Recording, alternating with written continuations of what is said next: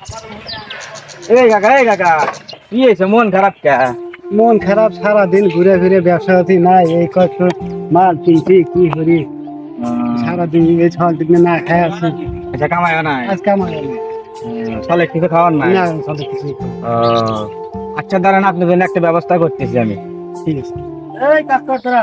মামা মামা, হ্যাঁ হ্যাঁ বলো। আজকে একটা লোক কামাই গেছিল, তা কাজ কামাই নাই কে, খুব চল পাল না, খাওয়া দাওয়া নাই কে, বাজার ঘাট নাই। কোন লোক দেখি তাক ডাকো তো দেখি। ওই যে ওই লোক। হ্যাঁ চাচা, কি হয়েছে আপনার বলেন। আমার কাছে নেই, এই ছল পাল না খাই আছি। আমার তো অর্থ সম্পদের কোনো অভাব নাই, কিন্তু আমার তো কোনো বাচ্চা কাচ্চা নাই, তো ওই বাচ্চা খাস। ওই বাচ্চা আমারই। বাচ্চা তাহলে না খায় আছে? হ্যাঁ না খায়।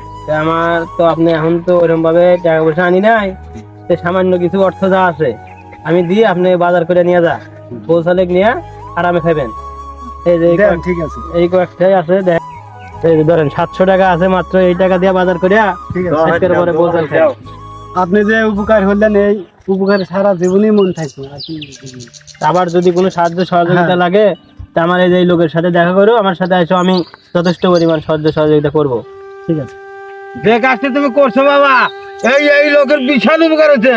এই টাকা পয়সা আপনি নিয়ে যান, আপনার বউ সলভাল নিয়ে আমরা যে খানগা, আর আপনি যদি কোনো বিপদে পড়েন, এই লোকের কাছে আছেন, আপনাকে অবশ্যই সাহায্য করবো। আজকে তো সারাদিন ঘুরে কামাই গেছে নাই, রেজেকের মালিক একজন। চলো যাই আমরা।